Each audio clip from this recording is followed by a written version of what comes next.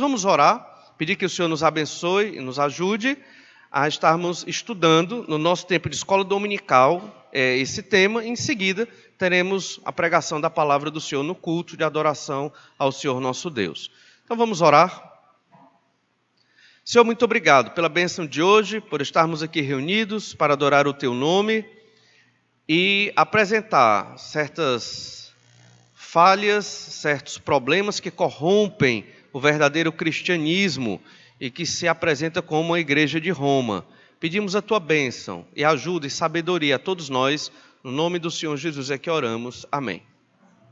Só lembrando que no Novo Testamento nós estudamos a Epístola aos Gálatas e Paulo foi contra o judaísmo lá nas igrejas da Galácia, ele repreendeu esta heresia. O próprio apóstolo Paulo foi contra o gnosticismo lá na igreja de Colossos, que também foi outra heresia. O próprio Senhor Jesus Cristo foi contra a hipocrisia dos fariseus e a heresia do judaísmo naquela época, porque o judaísmo dos fariseus do primeiro século é completamente diferente da religião do Antigo Testamento que o Senhor deixou.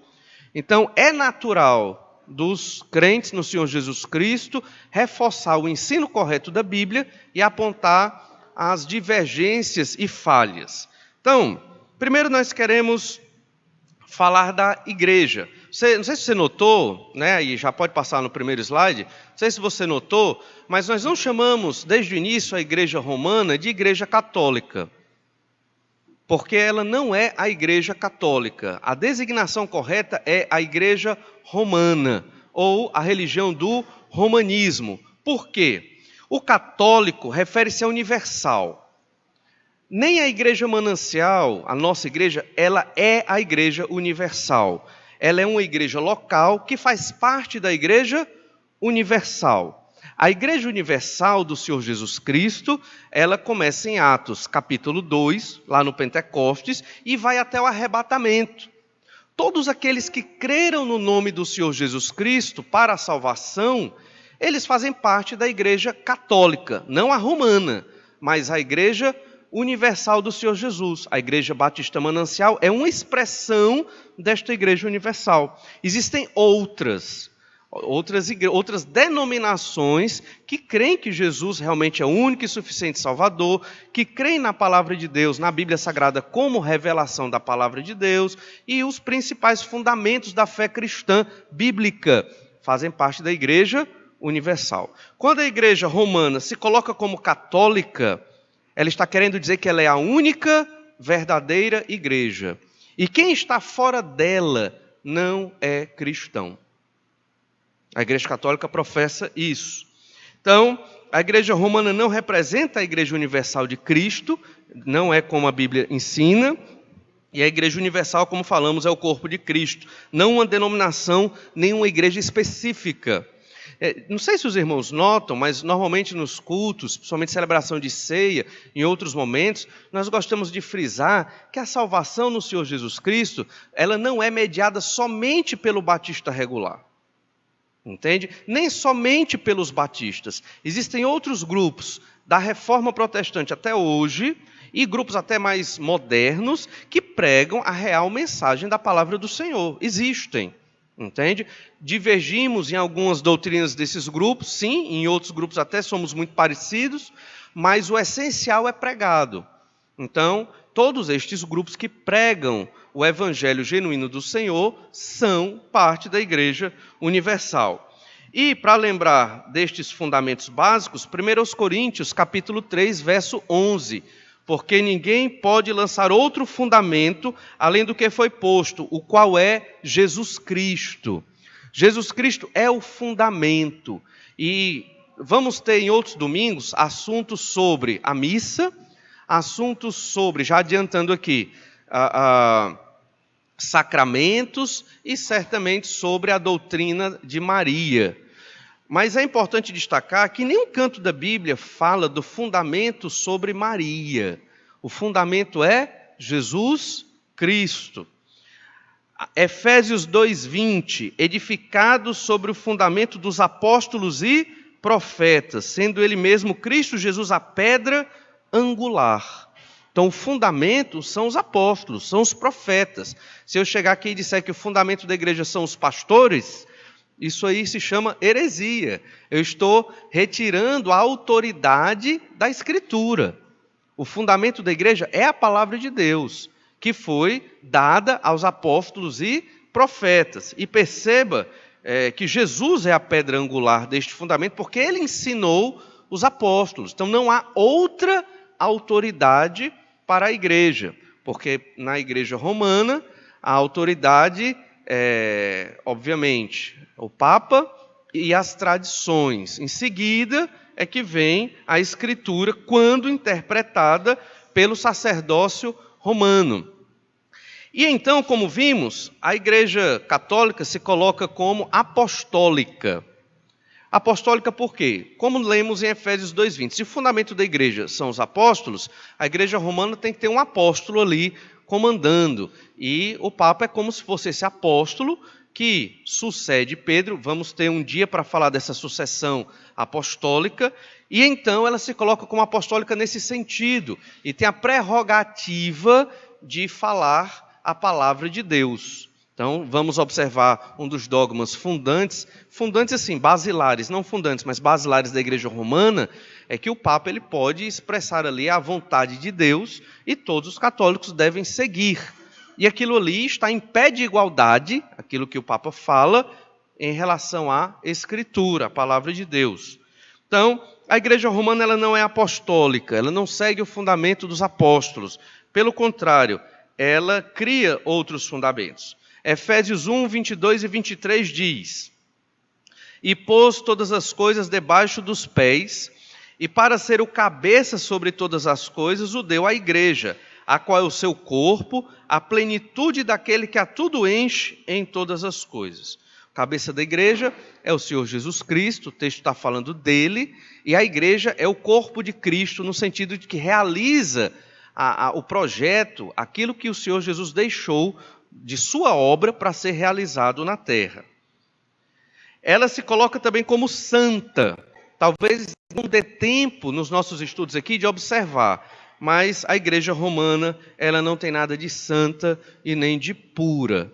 Pelo contrário, ela está bem contaminada, não somente pelo paganismo, que não tem nada a ver com o cristianismo, mas também com uma série de imoralidades, que não sei se vai dar tempo de podermos mencionar aqui.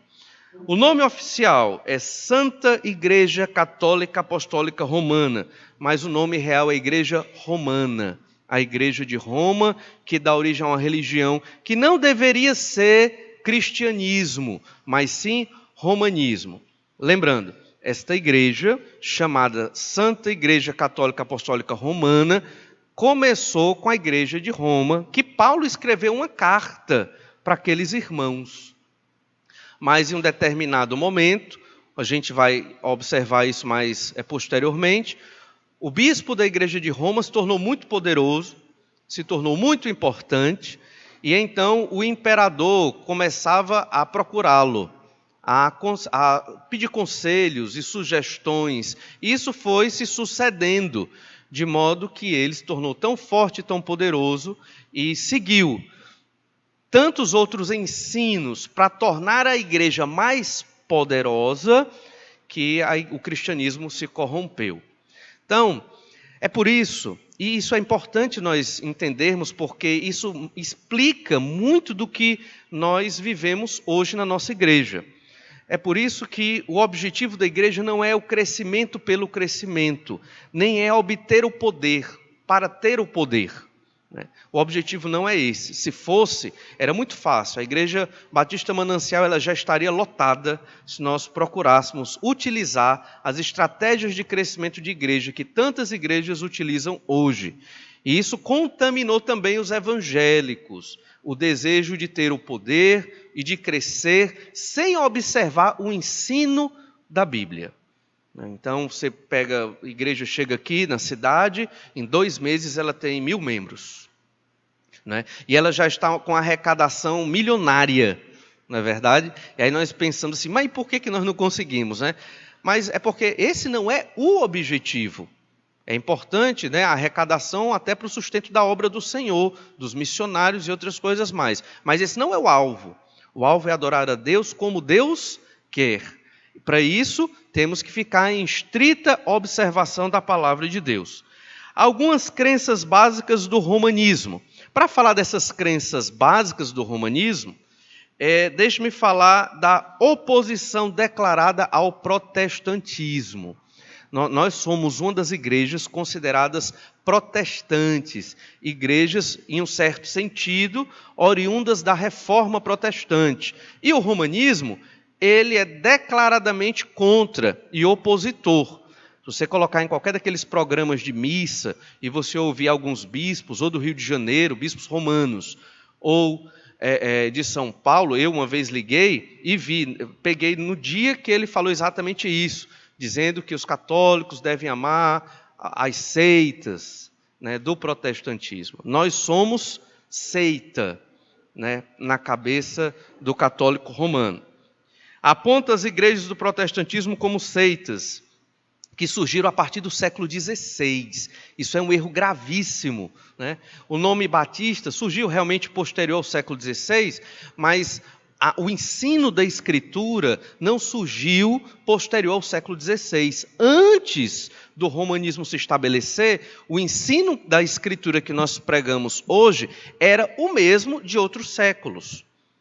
O protestantismo, como surgiu no século XVI, não foi o começo de alguma coisa nova, mas foi o retorno ao cristianismo bíblico. Naquele mesmo momento da reforma, havia também o renascimento, ou seja, uma volta à cultura grega e à cultura romana. E naquele momento também se voltou aos estudos da língua original, ao grego, ao hebraico e à nova tradução da Escritura, não do latim, mas do grego e do hebraico, as línguas originais. Voltou-se a um estudo dos manuscritos da Escritura e foram-se observando as várias famílias de cópias de manuscritos e a uma tradução mais fidedigna da palavra de Deus. Então, na verdade, a gente em outubro, nós comemoraremos 500 anos da Reforma Protestante e nós estaremos vendo doutrinas fundamentais e como isso mudou e afetou a nossa vida até hoje.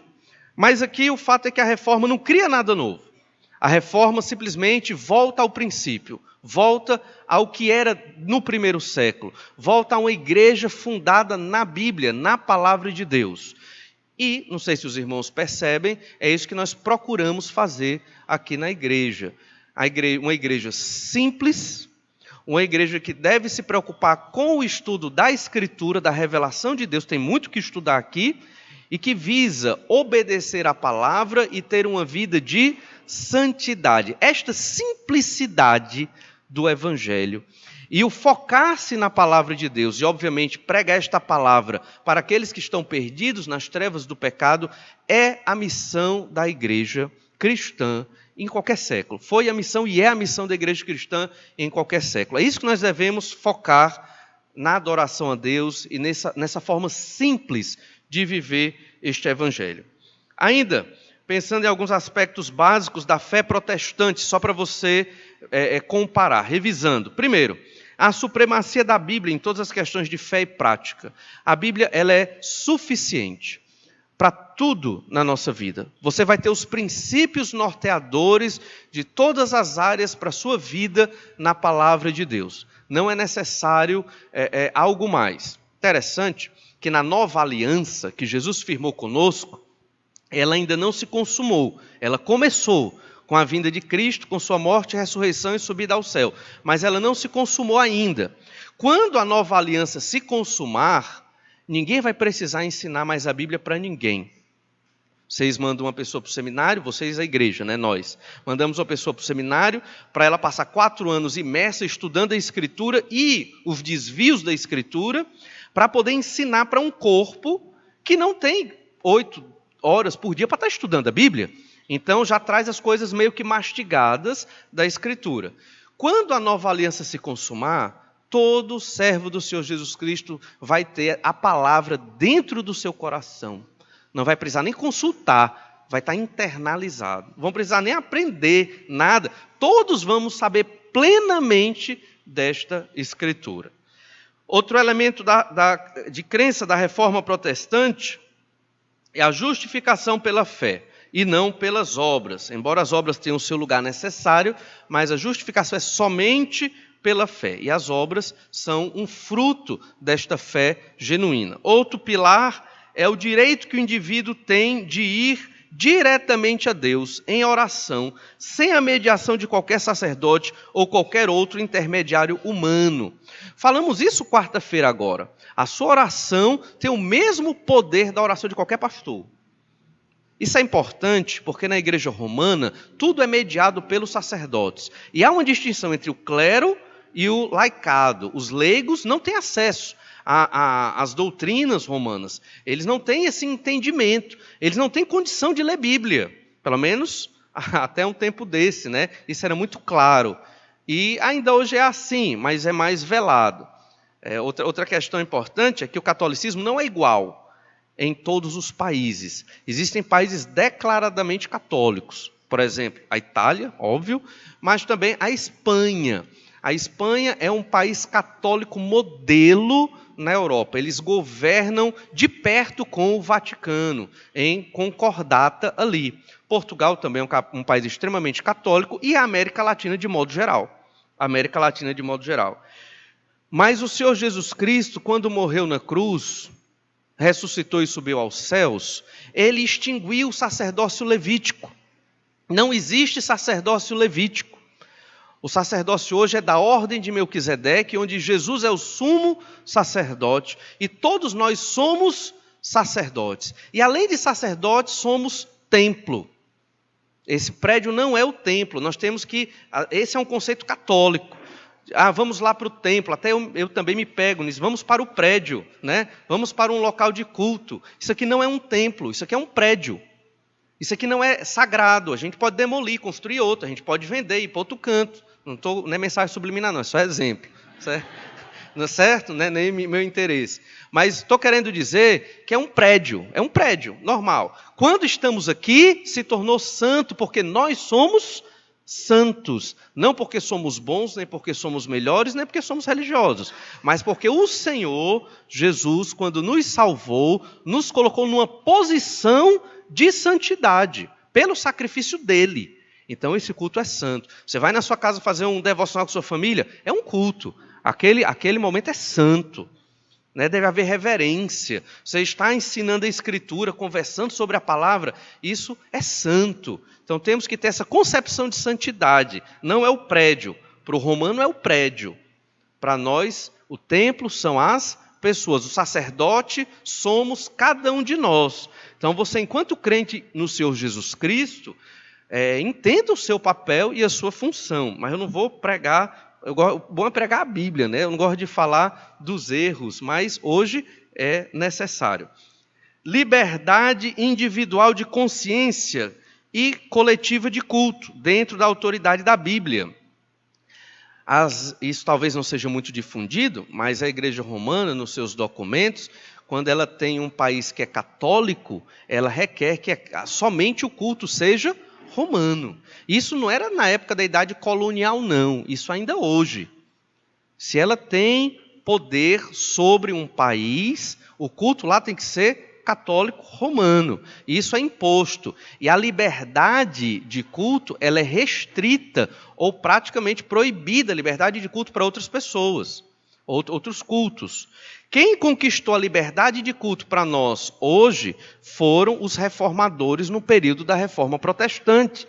Se não houvesse reforma, ainda hoje no Brasil, nós seríamos perseguidos pelo catolicismo romano, porque ele persegue os evangélicos, os crentes no Senhor Jesus Cristo. Ainda hoje, muitos de nós nos escandalizamos com a cruz vazia. A cruz vazia, obviamente sem Cristo pregado, é o nosso símbolo. Hoje, os crentes usam como símbolo o quê?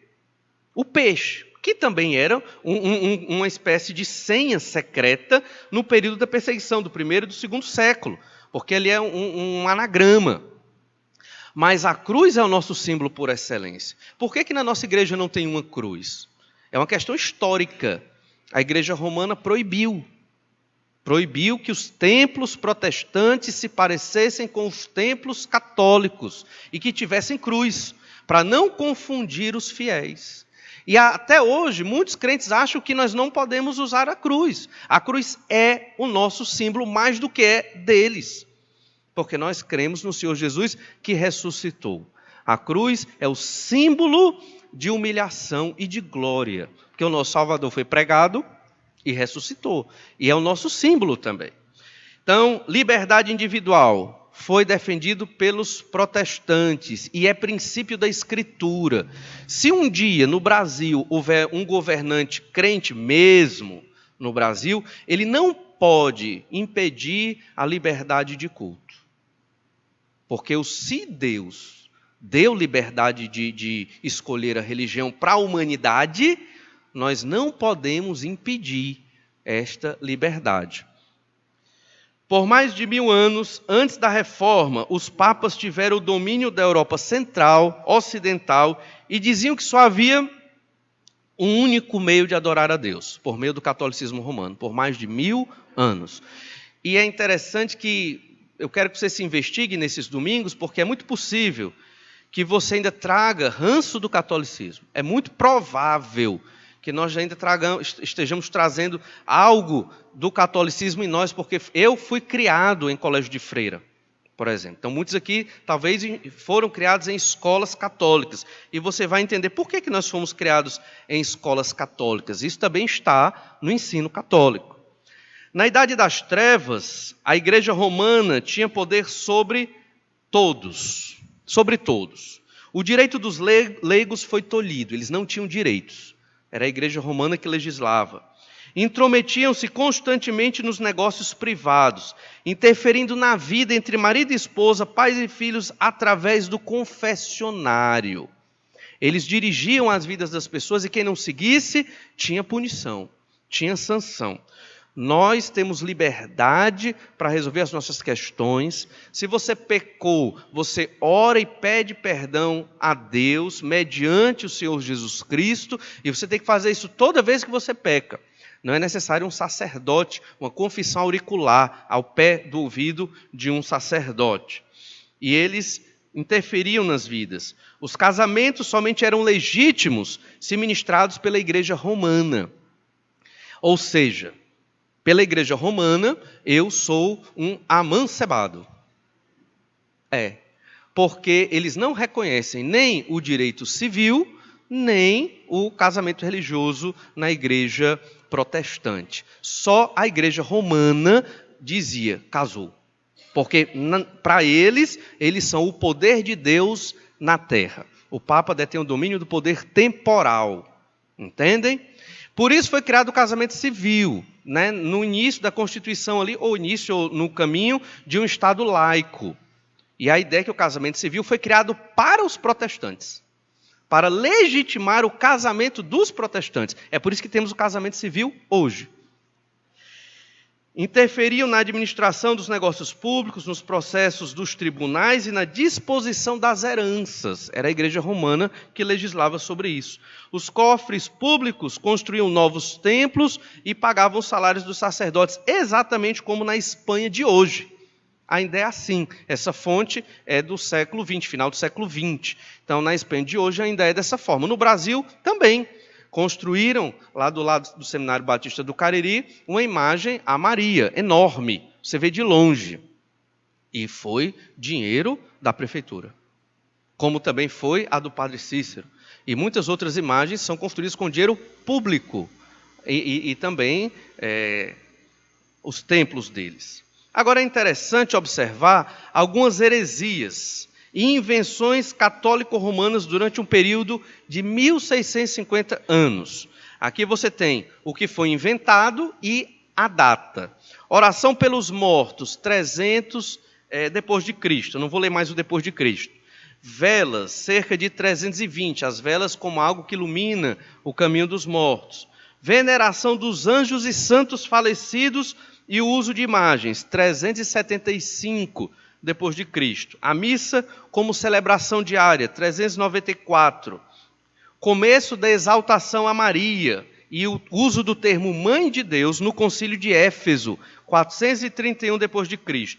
A extrema-unção, em 526. Não dá para explicar tudo, mas nos outros momentos nós vamos explicando, pelo menos o mais importante. Doutrina do purgatório, com Gregório I, em 593 d.C. Agostinho foi quem sistematizou e propôs a doutrina, mas o Papa é quem aprovava. Agostinho era o teólogo, o Papa era que aprovava o ensino. O latim nas orações e nos cultos, 600 d.C., por Gregório I. Orações feitas a Maria, aos santos mortos e aos anjos, 600 d.C. O título de Papa, Bispo Universal, dado a Bonifácio III pelo imperador Focas, em 607 d.C. Aqui é interessante porque o pastor era chamado de bispo. Era muito comum, até na literatura patrística dos pais da igreja, os pastores eram chamados de bispos. Por sinal, hoje nós chamamos o líder da igreja de pastor para nos diferenciar dos bispos, porque o bispo ele é um superintendente.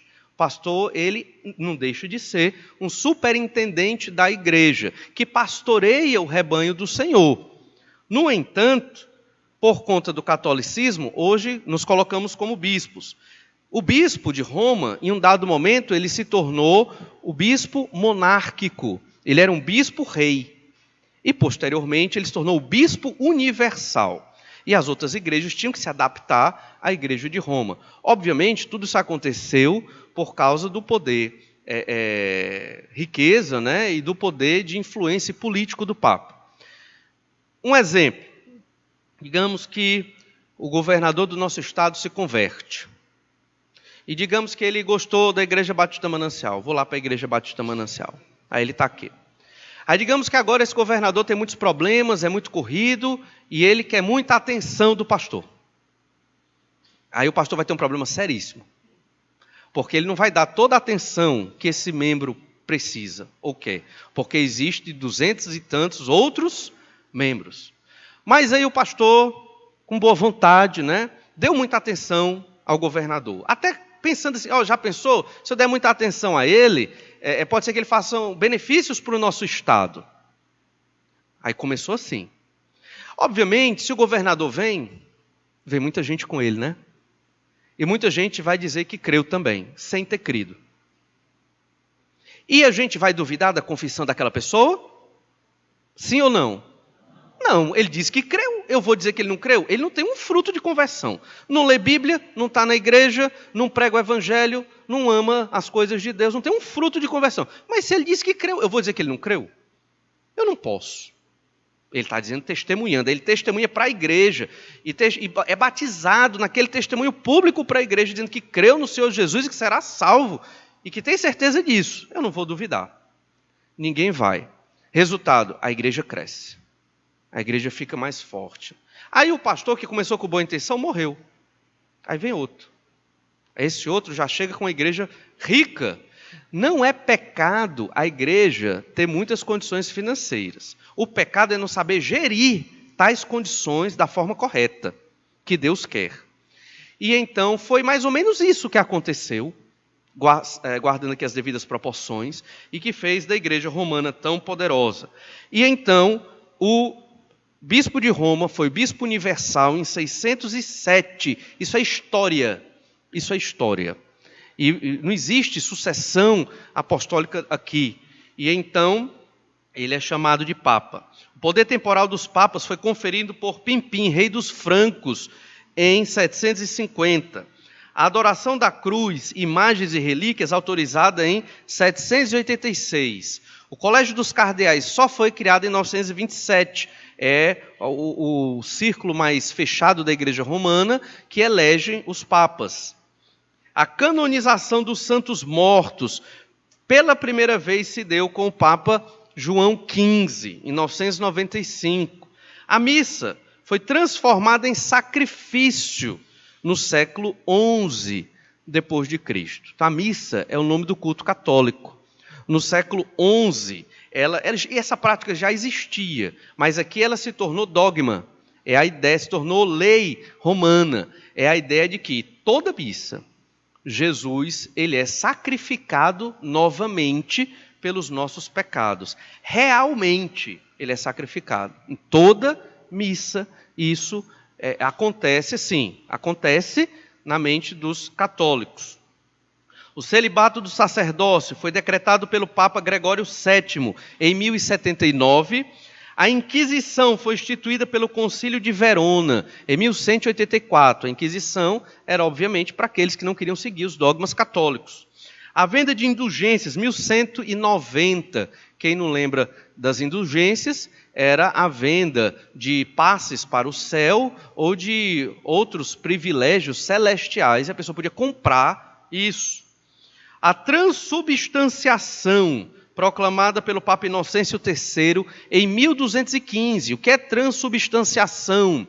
É por isso que nas nossas celebrações da Ceia do Senhor, nós frisamos que aquele pedacinho de pão é um pedaço de pão, não é o corpo de Cristo.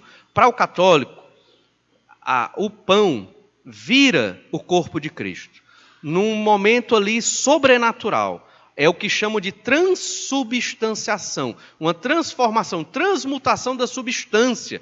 E aquele pão que eles chamam de hóstia é o corpo de Cristo. Literalmente, não é figura, não é símbolo, é literal para eles. Isso celebrado na missa, num sacrifício de Cristo. A confissão auricular foi no Concílio de Latrão pelo Papa Inocêncio III, 1215. A adoração da hóstia, o Papa Honório III, 1220. A Bíblia foi proibida aos leigos, colocada no índex dos livros proibidos pelo Concílio de Valência, em 1229. Isso é tudo documentado. Tem todas as promulgações e encíclicas e bulas de que os leigos eram proibidos de ler a Bíblia. Purgatório, proclamado como dogma pelo Concílio de Florença, em 1439. Os 7 sacramentos, em 1439. Estes sacramentos remontam ao batismo infantil, remontam à Eucaristia, à Crisma, e aí até o casamento, até a extrema-unção. A Ave Maria, a oração, foi colocada em 1508 d.C., como algo santo, sagrado. A Ordem dos Jesuítas, tem aqui um polo deles, aqui do lado, Santo Inácio, Colégio Santo Inácio, foi fundado por Inácio de Loyola em 1534. Os jesuítas são, talvez, a ordem católica mais persistente na perseguição dos evangélicos. Nós não vivemos isso. Mas em Juazeiro do Norte, década de 30, 40, 50, a perseguição era ferrenha. O próprio Frei Damião ameaçava muitos protestantes enquanto vivo. Ainda, a tradição declarada como autoridade igual à Bíblia foi pelo Concílio de Trento, de 1545. O Concílio de Trento foi o que deu um formato ao catolicismo romano como nós conhecemos hoje. Houveram algumas modificações, principalmente com o Vaticano I e o Vaticano II. Mas o Concílio de Trento, ele dá basicamente a forma do catolicismo que nós conhecemos hoje, que é extremamente diferente do que foi a igreja de Roma, que Paulo escreveu para aquela igreja, explicando o evangelho, mas explicando não porque aqueles irmãos não entendiam, explicando porque ele queria fazer uma parceria, uma sociedade com a igreja de Roma para ir até a Espanha levar o evangelho. Os livros apócrifos também foram acrescentados no Concílio de Trento, em 1545. 7 livros apócrifos no Antigo Testamento. É a divergência que nós temos com a Bíblia dos católicos. São o acréscimo desses 7 livros. Somente no século XVI foram acrescentados. Veja então que como é arbitrário. Na mente católica, como é que funciona? O Papa é apóstolo, é o sucessor de Pedro, príncipe dos apóstolos. Então ele tem poder de Deus para tirar e colocar o que ele quiser na Bíblia. Imaculada Conceição da Virgem Maria, o Papa Pio IX, em 1854.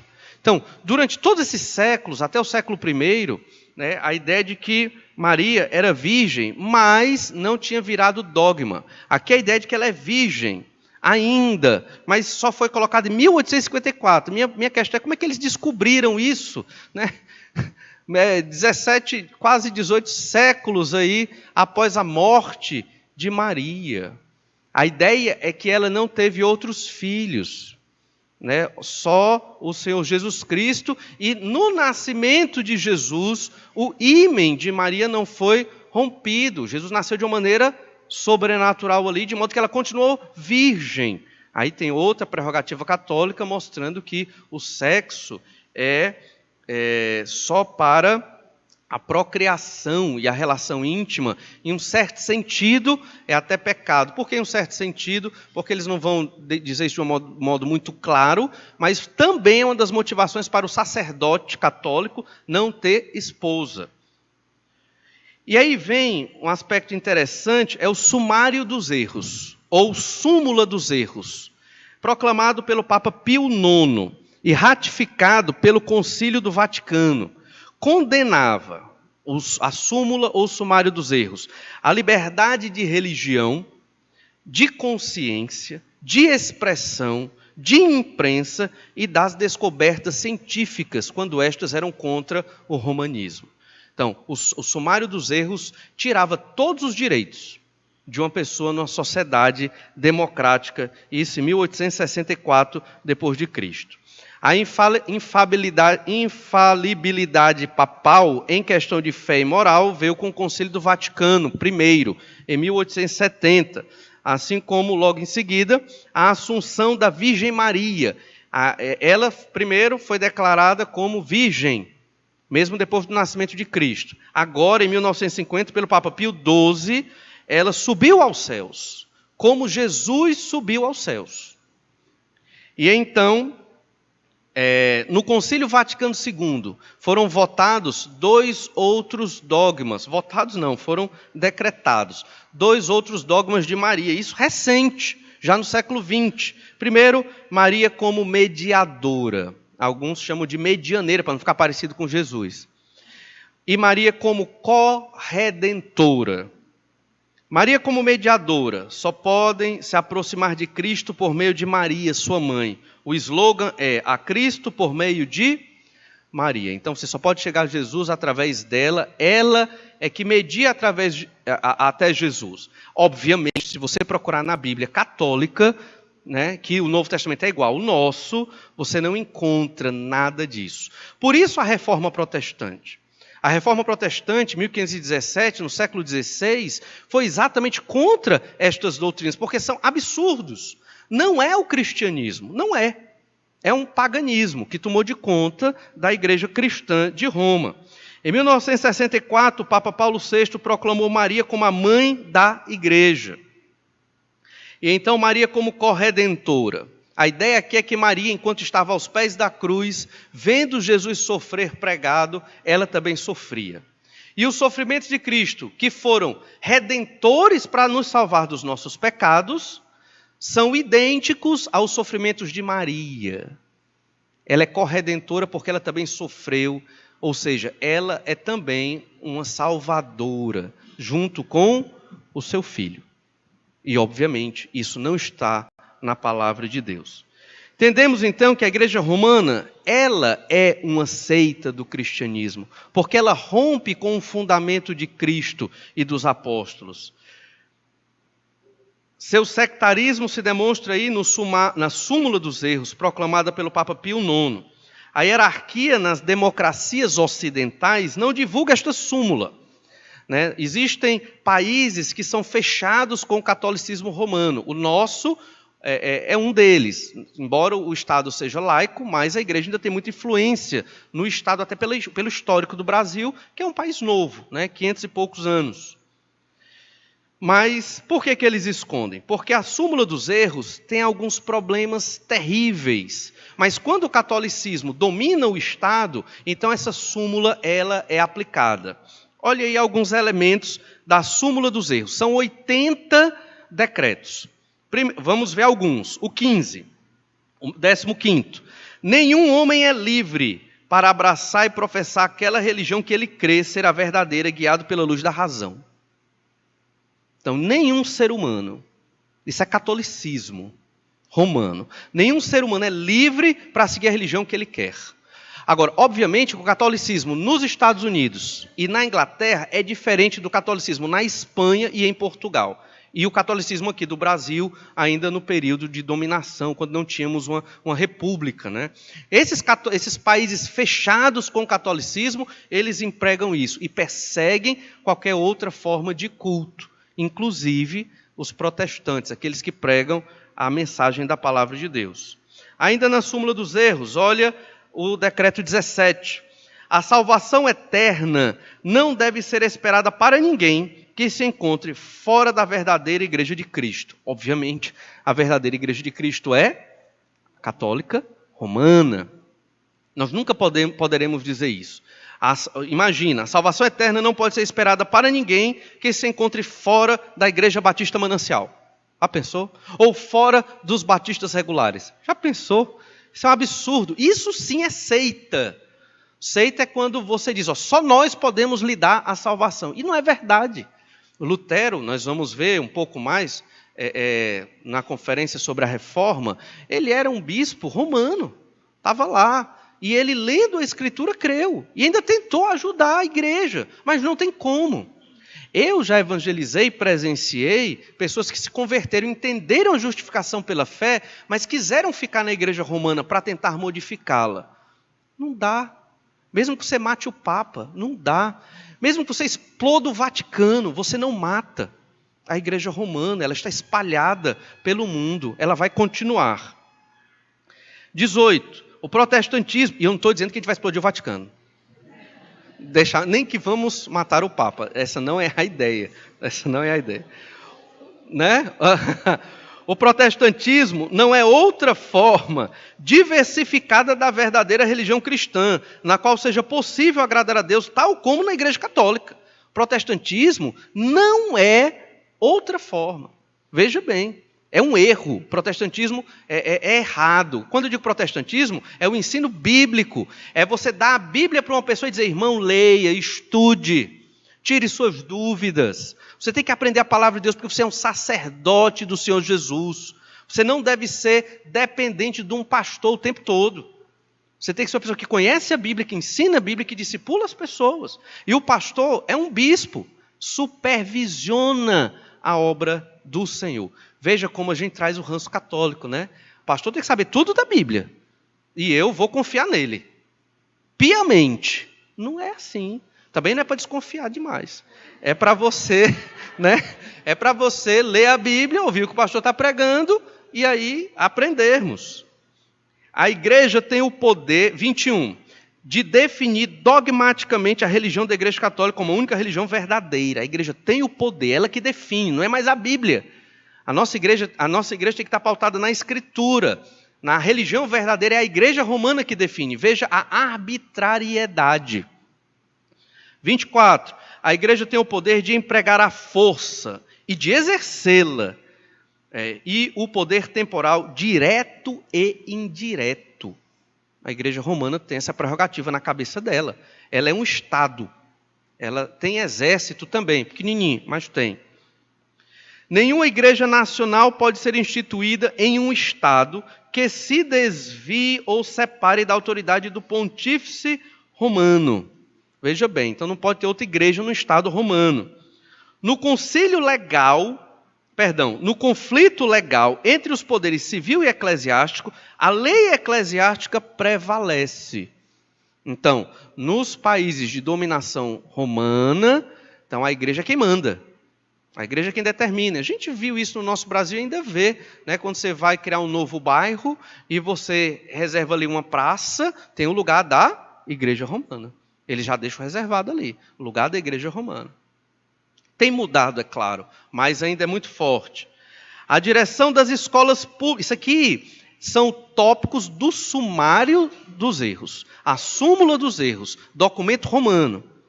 A direção das escolas públicas nas quais a juventude dos estados cristãos está sendo educada não pode nem deve ser assumida apenas pela autoridade civil.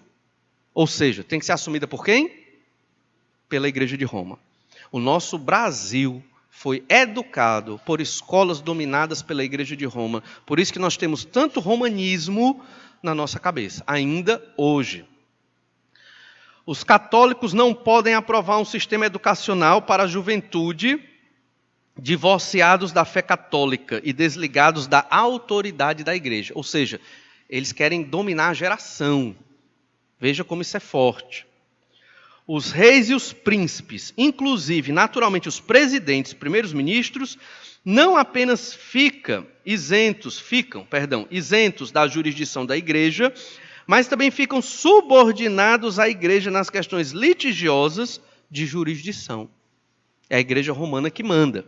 Nos Estados Unidos, na Inglaterra, a igreja romana ela é muito parecida com a igreja protestante. Isso é estratégia. Mas na América Latina e nos países europeus de dominação romana, isso é aberto e declarado. Os princípios de filosofia, ciência, moral e as leis civis podem e devem ser feitos para curvarem-se às autoridades divina e eclesiástica. O casamento entre cristãos não pode ser constituído por qualquer contrato civil. O contrato entre cristãos deve sempre ser um sacramento, e o contrato é nulo se o sacramento não existe. E só quem ministra o sacramento é um sacerdote católico romano. 7.7. Faz-se necessário até o dia de hoje que a religião católica seja mantida como a única religião do Estado, excluindo-se todas as outras formas de culto. Só o ler estas determinações já mostra o que é a Igreja de Roma. Portanto, 78, é falta de sabedoria que a lei garanta nos países chamados católicos que as pessoas que venham a residir ali desfrutem do livre exercício de sua religião. Isso aqui ainda depois da Reforma Protestante. Isso é hoje. E 80, o último. O pontífice romano não pode, isso é o Papa, não pode e não deve reconciliar-se com ou concordar com o progresso, o liberalismo e a civilização moderna. Estas declarações são do Papa Pio IX, que 6 anos depois promulgou a doutrina da infalibilidade papal. Ou seja, ele tem o poder, se isso for executado, de dominar o mundo. Todos os países têm que seguir a Igreja Católica Apostólica Romana. E é o bispo de Roma que tem o poder sobre o mundo. O Papa ele não é só um líder religioso, ele é um líder político também. A súmula dos erros, ela não ficou relegada aos tempos antigos. Ainda hoje, quando um sacerdote católico ele vai jurar seus votos sobre a Bíblia, ele jura que vai cumprir a súmula dos erros. Ainda hoje. O tema da Igreja Católica Apostólica Romana é semper idem, sempre a mesma. Você viu por esse histórico que ela nunca foi sempre a mesma. Ela sempre mudou e sempre se adaptou, né? Mas mantendo o seu poder e a sua dominação. Aqui é somente uma introdução para você perceber o que é o catolicismo romano simples, de uma maneira simples, observando dogmas de fácil compreensão e que demonstram um totalitarismo, um poder enorme. Dou já. E que eu quero finalizar. E aí, só para você ver a hermenêutica romana. Aqui é um padre muito conhecido na internet, Paulo Ricardo. E ele disse, a Bíblia foi feita por católicos e para os católicos. A Igreja Católica que escreveu a Bíblia. Essa é a hermenêutica romana. É o argumento romano. Aí, doutor Augusto Nicodemos, um teólogo conhecido no Brasil, que muitos de nós estudamos. Caro padre Paulo Ricardo, em primeiro lugar, o Antigo Testamento foi escrito pelos judeus, quando ainda nem tinha surgido a igreja cristã. Você quer dizer que Moisés e Davi eram católicos? Até imagino Moisés e Davi rezando o terço. Já o Novo Testamento foi escrito pela igreja primitiva, que nada tem a ver com a igreja católica fundada no século IV. É mentira. A igreja romana mente na internet, divulgando inverdades que historicamente, claramente, são comprovadas. Esse é um debate que a gente observa nos meios, até na internet. Então temos que ter bastante cuidado. Próximo domingo, nós estaremos observando outros aspectos sobre a igreja romana. E, às vezes, a gente tem amigos ou conhecidos e está ali muito perto. E não é pecado ter amigos ou conhecidos. Mas lembrem-se, a igreja católica romana, ela não é uma igreja cristã. Ela é uma desvirtuação do cristianismo, das mais graves possíveis que você possa imaginar. E mente, a hermenêutica, a interpretação que ela traz da Escritura é terrível. Ela não é coerente com a palavra do Senhor. O que é que nós aprendemos disso? A nossa igreja, mesmo que ela fique com 10 membros, né, não tem salário para pastor, não tem como pagar, o pastor vai trabalhar, não tem problema. Mas ela tem que ser fiel à Escritura. Senão, não tem sentido ser cristão. E o nome de cristão é nosso, não é deles. Então, podemos usar cristão. Às vezes a gente deixa de usar porque generalizou demais, a gente mudou para evangélico. Os evangélicos também se arruinaram. Mudamos para crente. Daqui a pouco, e aí? Então, vamos usar cristão, porque nós somos cristãos, como diz no Novo Testamento. A irmã Diva tinha uma pergunta?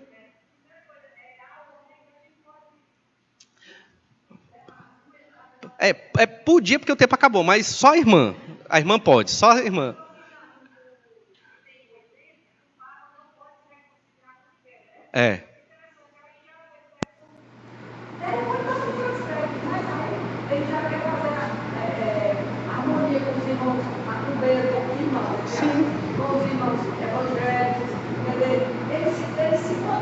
Sim. Não espere coerência da igreja romana, não há. Eles realmente querem o poder. Estão parecidos com os evangélicos também, porque querem o poder. Mas eu queria abrir espaço para mais perguntas. Eu tentei fazer o mais sintético possível, mas é porque o tempo é curto.